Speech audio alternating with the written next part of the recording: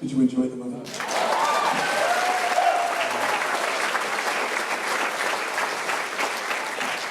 Please welcome the director of the film, the filmmaker, Justin Hicks. Alex.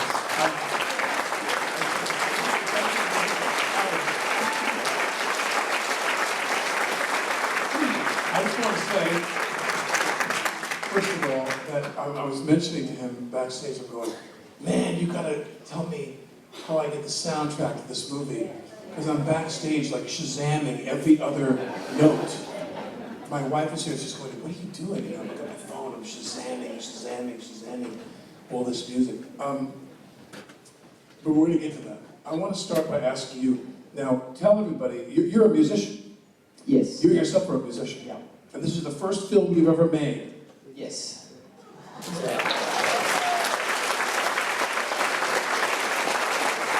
your first movie. So tell us the path to how you found these folks, made the film, and what was it like for you, the transition from, you're a jazz musician yourself. Yeah.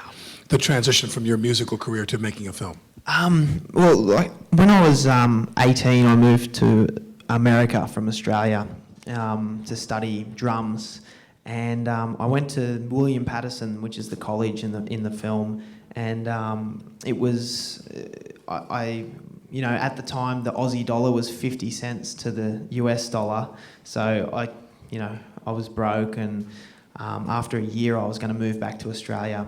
But one of my teachers said to me at the time, before you go, I want you to come to the Blue Note to watch the Oscar Peterson trio. And he sat me right in between Clark Terry and Gwen Terry. And Clark leaned over to me and said, "You must be Al." And I was like, oh my God, this is my idol, you know? And then he said, "I heard you're trying to move back to Australia. I heard you can play. I think it's a bad idea. You're coming to dinner." I was like, oh, okay. And he invited me over for dinner, and I hung out with a bunch of the jazz legends, and then the week after he invited me again, and then he asked me to bring my sticks, and then I started studying with him, and then joined his band. And then years... You were in his band? Yeah, I joined his small group, and yeah. And where would you play? We would play around New York, and I toured with him a bunch through Europe, and would be his assistant and would play on some of the gigs. And and then about 5 years later I moved back to Australia, and an Aussie documentary channel... And why did you move back to Australia? I was broke again. I get it. It's a theme for you. Yeah. And how's the dollar doing against the Aussie dollar now? It's okay. You're not running out of here any day now. Are you going back again? Are you broke again? Getting there. No, it's all good now. But I moved back, and this Aussie documentary channel wanted to do a little piece about myself and Clark. And so you had played with Clark, and you went home, and they wanted to do a piece about your years playing with Clark. Yeah. You played for how many years? It was 4 years with Clark. So in Australia, they want to do a documentary about just a short piece, and it was all a go, and I thought, this is great. I can take him to Clark's place. We can talk about Miles Davis and Quincy Jones, and then they pulled the funding out, which is the common thread. And so I was surfing with my mate. Public television is broke in Australia too. Well, it was government funded, so it's, you know. And it's the same over here, believe me. Yeah. And my mate, I was surfing at this place called Stanwell Park with my mate, and I was explaining to him, like, this thing fell through, and it's a bit of a missed opportunity, and he's a cameraman, and he said, "Mate, bugger it, we'll just do it ourselves." And his name's Adam Hart. Did he say, "Mate, bugger it"? Did he say that? Yeah, that's his exact words. Love it. And so we paddled in and made a... I'm going to say that to my wife tomorrow in Mary's if the line is too long. We go to Mary's for I want to say, "Mate, bugger it." Yeah, mate. And then we saved up for a year, bought a camera, and got the How to Make Documentaries for Dummies book. And But this is interesting. Who was the DP? Who was the photographer on your film? it's Adam Hart, my mate, Because the when you guy look in at the this surf. film, I don't know if you notice this, but when I see these kinds of films, and maybe you're the same way, David Nugent, I really look at the quality of the photography. And this, it's shot like it's a movie. he's laying in a hospital bed and he's so richly lit. And the room is lit, and the kid is lit, and everywhere you go, everybody, it doesn't look like it's, I mean, was this something you guys had to fuss over, or just your photographer had a knack for getting the shot and lighting it quickly and naturally? We were learning as we were going, and we brought on another bloke called Rory Anderson, a really great cinematographer. Oh, thanks, mate, and I'll pass that on to the fellas. And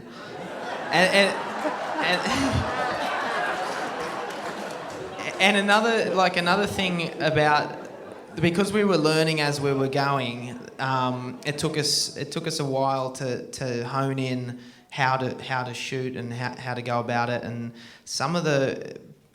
the way we financed it as well was that I'd work for 3 months, and so would Ad. He'd go back to Australia and do like a hard labour job, and then we'd shoot for 3 months. And in Australia, that's hard labour. Yeah, they're not joking around. And we'd shoot for 3 months, run out of money, and then work for 3 months, and then there's a bunch of stuff in there where we had to sell a bunch of equipment to buy the airfare to get to the place. So we sold our lights. And so, like, when you're talking about the lighting, a lot of the stuff, we turned up with no lights, and we just had to buy lights from Walmart and try and, when we got there, you know, so it wasn't... That'd be interesting if we were at the Oscars and they're like, and the Academy Award goes to Walmart for achievement in film lighting. You bought lights from Walmart? Yeah, so because we couldn't afford the plane ticket, and so it was years of pushing and trying to. We knew there was a story that needed to be told, and we just were doing whatever we could to make sure we got through. And we started initially shooting with Clark and just with his story and trying to find out about as much of his life as possible. But Justin would always be there studying with Clark. And I was fortunate enough to introduce Justin to Clark about 4 years beforehand, because when I was touring with Clark, he was starting to lose his sight and he was fretting a lot. And it just happened that Justin started at the school. So I said to Gwen and Clark, do you mind if I bring this young kid over to hang out? He's lost his sight when he was 11. And so what was the year that he asked you to come join his band? It was 2003. And what year did he start mentoring Justin? It's 2005. So it was a couple of years later. Yeah. And now, that's what I want to also ask you, because in our previous film we showed, Life Itself, about Roger Ebert and his wife, it was there's a similar thread to it, which is a man who's very ill, who's gravely ill, and his wife, who's his, and younger wife for that matter, who's standing by this guy who's a bit older and very frail. And we asked the same thing of Chaz Ebert, which was, we asked her, what it was like to have invited these cameras into their life. I mean, was it difficult for them? Was it difficult for you to be filming him during these really incredibly intense and private moments of his deterioration? Mate, it started because I was still studying with him when we started shooting the film. So and it was just me and Ad. And Ad is the best hanger-outer you've ever had. He's, as far as a cameraman, it's perfect because he can just hang and be great with anybody. And so I'd be studying with Clark and he'd be teaching me drums, and then Justin would come in and they'd start studying and we'd flick up the cameras and start filming. And because it was like family and just good mates, there was never any kind of issue. And whenever it got really, in the dramatic moments, we're in the room crying as well and having a really tough time with it.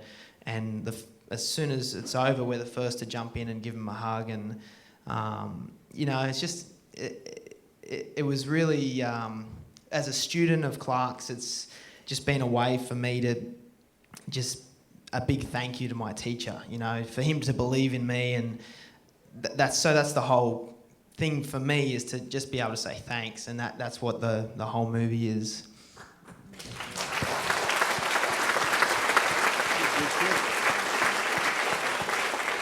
So you, I know, obviously, we're a trained musician going into this, but how familiar were you with documentary filmmaking and other documentaries that are being made, and ideas of how you wanted this to be, or is this something that just kind of evolved as you made the film? Well, If you say you never saw a documentary film before you made this film, I'm going to kick you in front of all these people.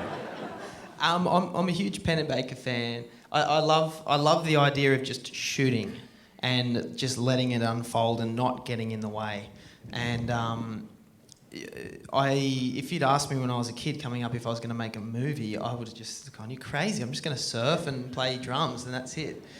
And so the way it came about, having the Australian channel plant the seed to make a film and then to just go with gut instinct and keep going with it, that's I could never have planned that. But I'm a real big fan of Pennebaker, and he lives in Sag Harbor here. Right. He lives in the neighboring town to here. But you had been g'day. But you had been a fan of films even during you're a musician, and your career was in music, but you were a fan of filmmaking and watching films prior to that? Yeah, I was a fan of film, but I was so wrapped up in studying music that I wasn't looking into making a movie. So, but how do you feel about movie making now, having made a movie? I love it. You do? I do. You want to keep going? You Yeah, want to do it I'd again? love to keep going. Documentary, narrative, whatever. I love the idea of crafting a story, and the best thing with Clark, because I didn't study in a university, I didn't go to film school or anything like that, but I was studying music, and Clark was my main teacher. The whole way through this process was Clark's voice in my head, and there's so many parallels between music and making a movie, I found out afterwards, and so many things where I'd be caught up and I'd just hear Clark's voice saying, just keep it simple, repetition, essentially Clark helped me make this movie through what he taught me musically, and yeah.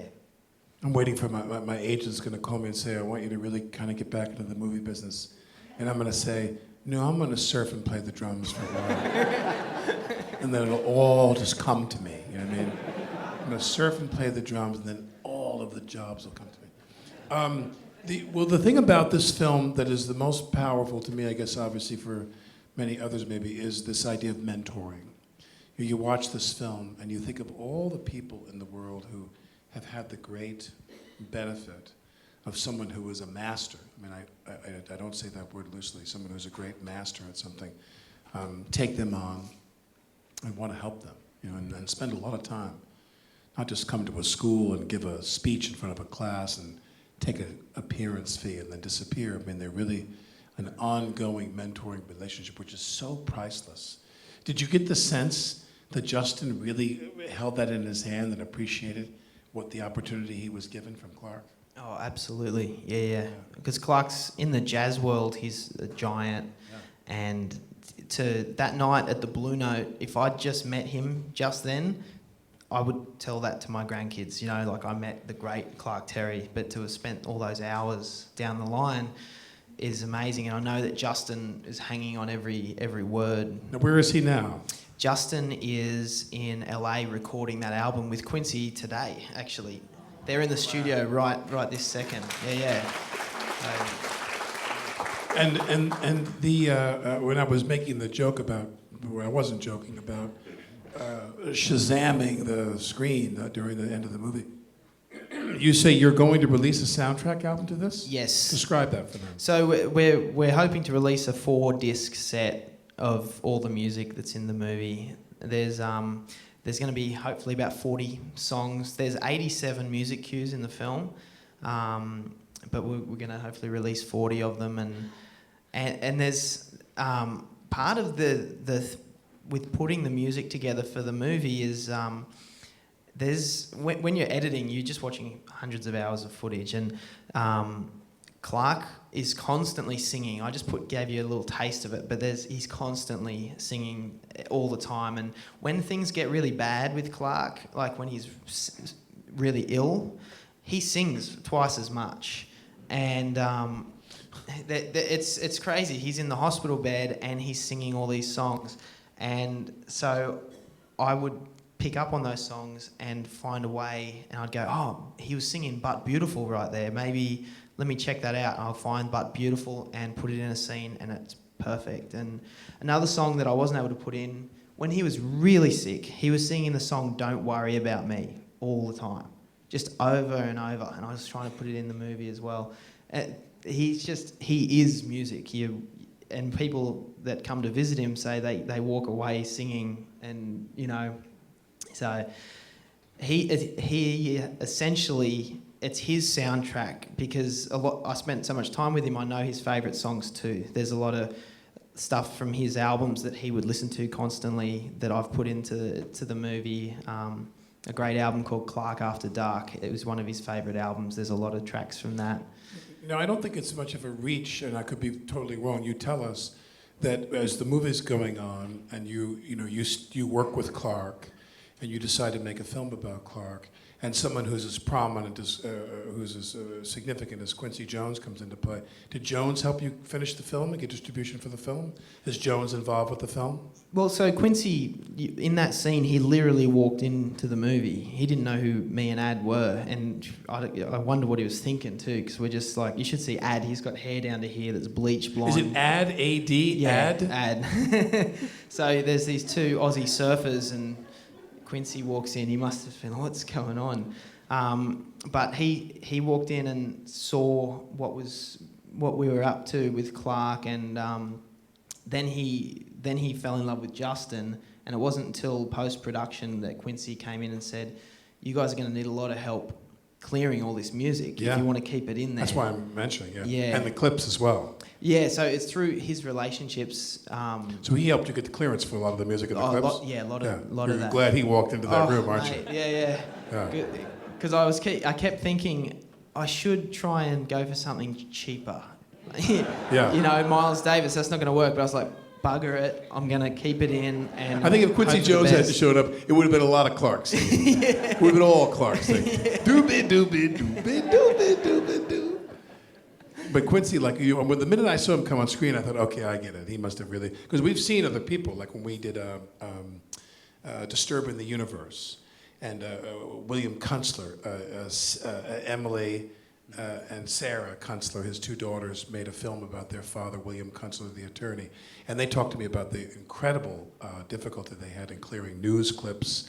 I mean, many of the people in this room already know this, but for those who don't, to go to NBC News and get archival footage of their stuff, you've got to pay for that, which I think seems ridiculous, but they have to go and pay exorbitant amounts of money.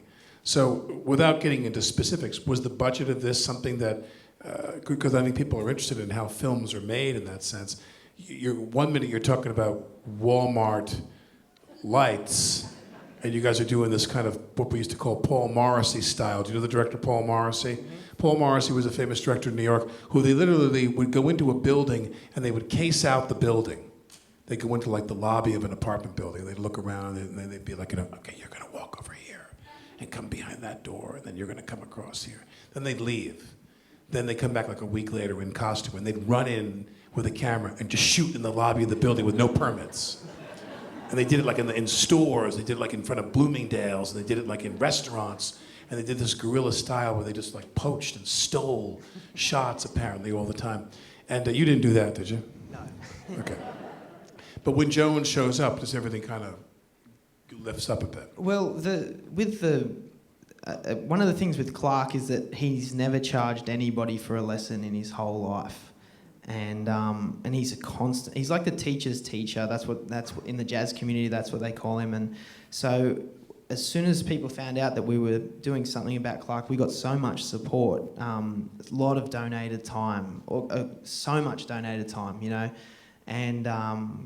And the way that me and Ad were funding it initially was just us working and then shooting and working and shooting. And then we did a Kickstarter campaign, which helped us get through another large What percentage chunk. of the budget did you raise on Kickstarter? I don't know offhand. But when we did the score for the film, I saw the sheet of paper that they got the musicians to sign, and it said low budget. In a contract, and I was like, "Oh my god!" Right.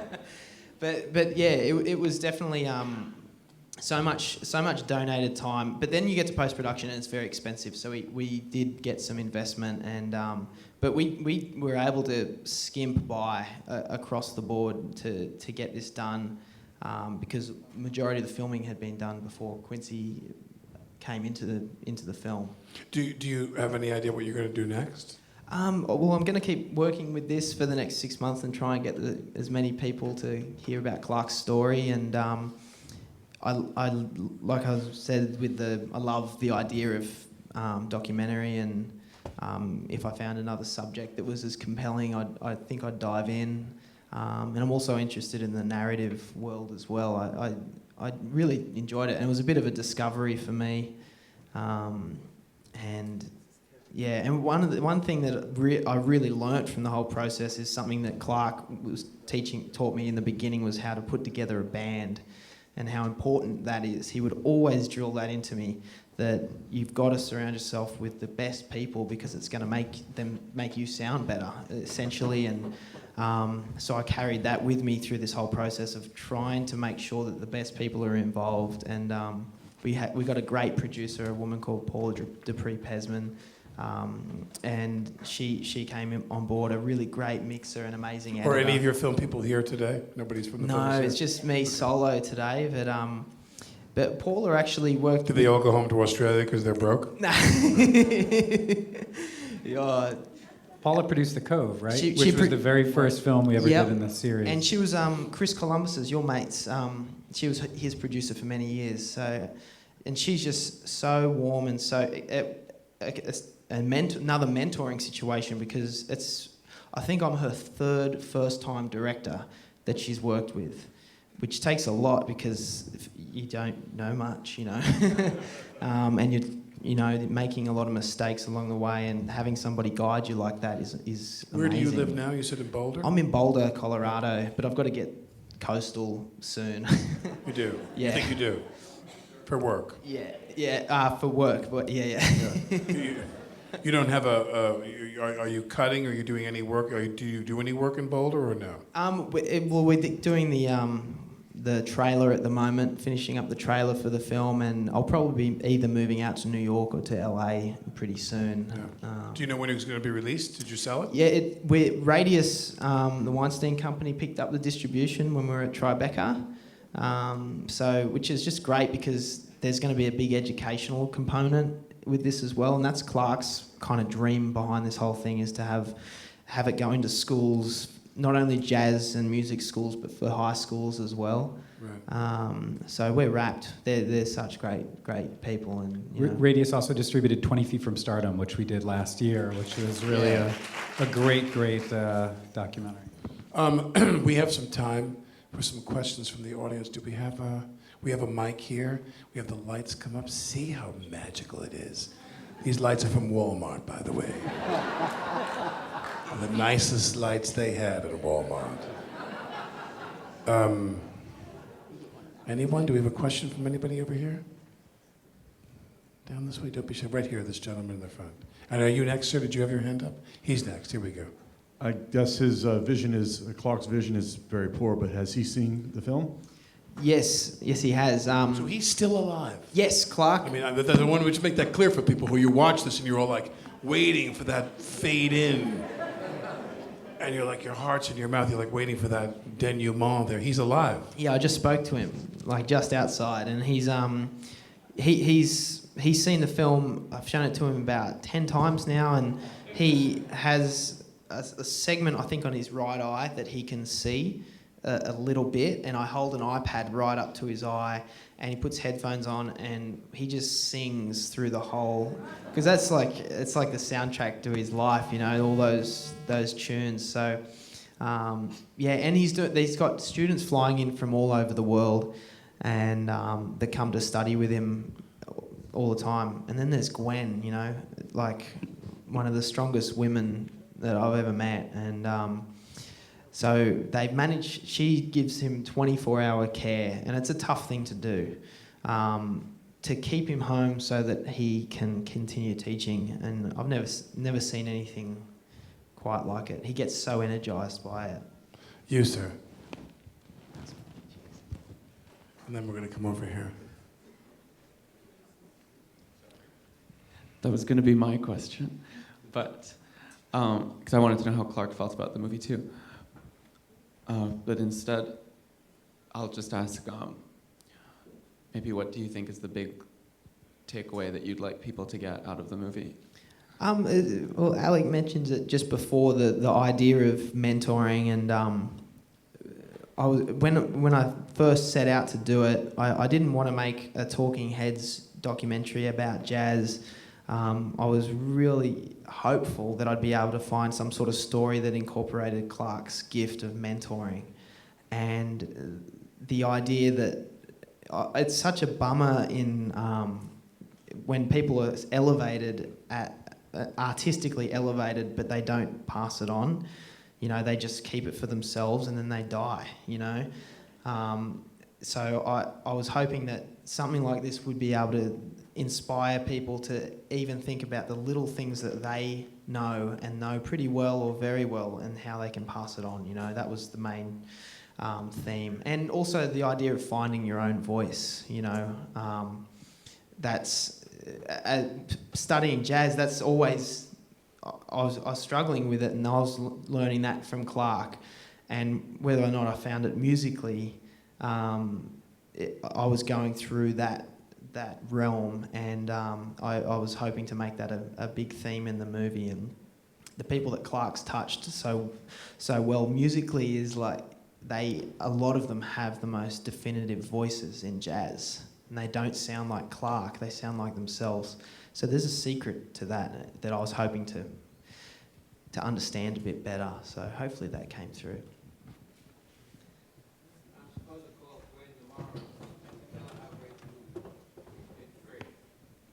Are you attached to the film? Do you work on the film? No.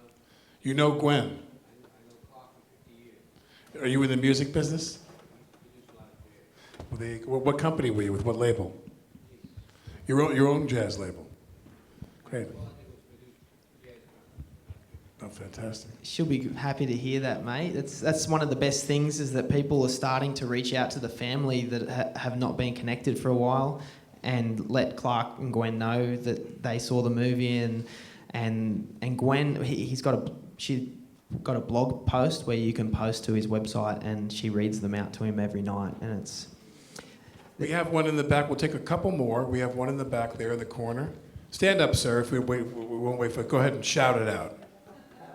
Is Clark nocturnal? And how good a pianist is Justin? Clark is nocturnal, for sure. He's classic in the jazz world for meeting these older jazz musicians that were on the road with him. They would say that Clark would be the last one to go to bed and the first one on the bus. And it was when I started to tour with him that I realised he only sleeps for 3 hours a night, every night. There's only 3 hours that he's out, and the rest he's practicing, hanging out, teaching.